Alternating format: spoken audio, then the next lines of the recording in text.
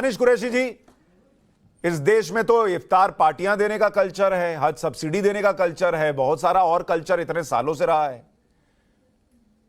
मुहर्रम का जुलूस निकलता है तो उसके लिए भी रास्ता जो है वो दिया जाता है। तो अगर कावड़ियों पर एक दो दिन पुष्प वर्षा हो गई तो उससे ओवैसी साहब को दिक्कत क्यों होनी चाहिए?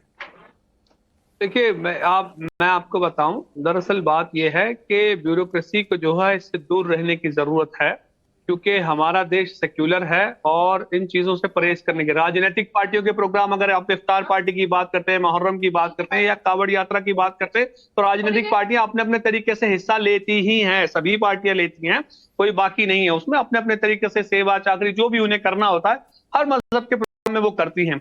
लेकिन सरकार का जब इन्वॉल्वमेंट आ जाता है, जब योगी जी खुद याद उस पे निकल आते हैं हेलीकॉप्टर से भ्रमण पे और पुष्प वर्षा की बात आती है, तो दिक्कत यह है कि सवाल तो लाजमी बनता है। उसमें असद साहब ने क्या गलत सवाल किया है, मुझे ये बताइए। हज सब्सिडी सरकार नहीं देती थी तो हज सब्सिडी का तो वो खुद विरोध करते थे कि हम सब्सिडी के नाम पे हमें कुछ नहीं मिलता। आप बताइए, उनका विरोध था पार्लियामेंट में? हज सब्सिडी को खत्म करने के लिए ओवैसी साहब ने क्या कहा, मुझे बताइए। मुझे ये बताइए, ओवैसी साहब ने विरोध किया था सब सब्सिडी जब खत्म हो रही थी, पार्लियामेंट में नहीं किया था। आप रिकॉर्ड चेक कर लीजिएगा।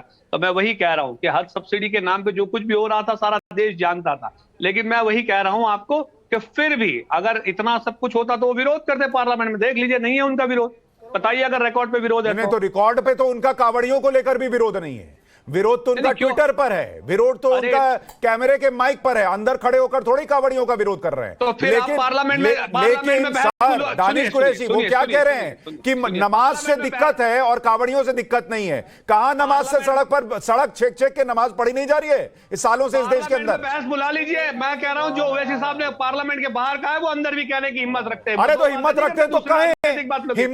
मैं ये नहीं कह रहा हूं कि अंदर क्यों नहीं कहा। आप कह रहे हैं अंदर नहीं कहा, इसका मतलब उसका विरोध नहीं करते हैं, तो बाहर आकर तो कह रहे हैं ना। लेकिन हज सब्सिडी को लेकर उन्होंने कभी बाहर आकर नहीं कहा।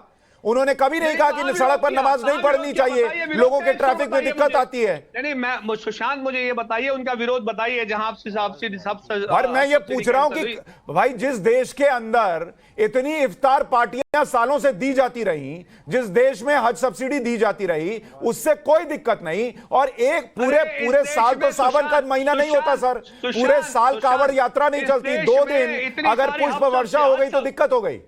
इस देश में इतनी सारी हज सब्सिडी मिली, इतनी सारी इफ्तार पार्टियां हुई, और मुसलमानों का हाल क्या हुआ पता है? सच्चर कमेटी। अरे भाई, तो ये हिंदुस्तान के हिंदुओं को सोचने दीजिए कि हम कावड़ियों पर अगर पुष्प वर्षा कर रहे हैं तो ये गलत है या नहीं। ओवैसी क्यों बताने आ रहे हैं? तौर पे विरोध नहीं, असदुद्दीन ओवैसी नहीं, दानिश कुरैशी साहब, असदुद्दीन ओवैसी इसका मतलब सेक्युलर नहीं है। मुसलमान को आप कुछ भी दे दीजिए, उनको दिक्कत नहीं है।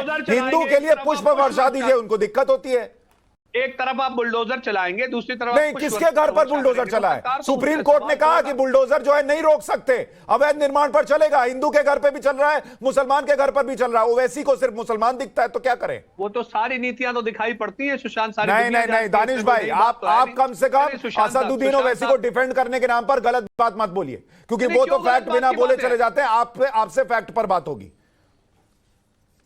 रिजवान अहमद, आपके हिसाब से क्या कावड़ियों पर पुष्प वर्षा करके इस देश में सेक्युलरिज्म खत्म कर दिया गया है और यह बहुत बड़ा अपराध कर दिया है योगी आदित्यनाथ और कुछ सरकारों ने?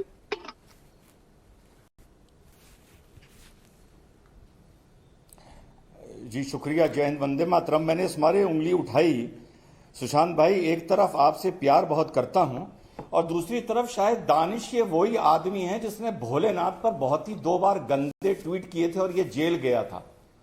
तो भाई मैं 20 मिनट बाद ज्वाइन कर लूंगा, 20 मिनट दानिश भाई की सुन लो, क्योंकि इस आदमी के साथ मैं डिबेट में नहीं बैठ सकता। ये निहायती गलीज बदतमीज इंसान है। मैं 20 मिनट बाद ज्वाइन कर लूंगा, 20 मिनट आप पहले इनसे बात कर लो। नहीं रिजवान भाई, है ना, शुक्रिया। नहीं रिजवान भाई, 1 मिनट। रिजवान भाई देखिए, ये काम आप कभी नहीं करते। आपको लेकर भी कई लोग ऐसा बोलते हैं कि वो आएंगे तो मैं डिबेट में नहीं आऊंगा, और मैं इस बात को हमेशा खारिज करता हूं कि सबको बोलने का मौका मिलता है। वो आपको नहीं काउंटर करेंगे, आप उनको मत। जेल गया है भोलेनाथ के अपमान के लिए, नहीं सिवाय बकवास करने के। ये क्या मुकाबला करेंगे? तर्कों पे बात। बड़े भाई ये बहुत बदतमीज आदमी है, इसने बहुत गंदा ट्वीट किया था। ये जेल गया था। अरे ये तार्किक बात, ये जेल गया था। ये अरे मैं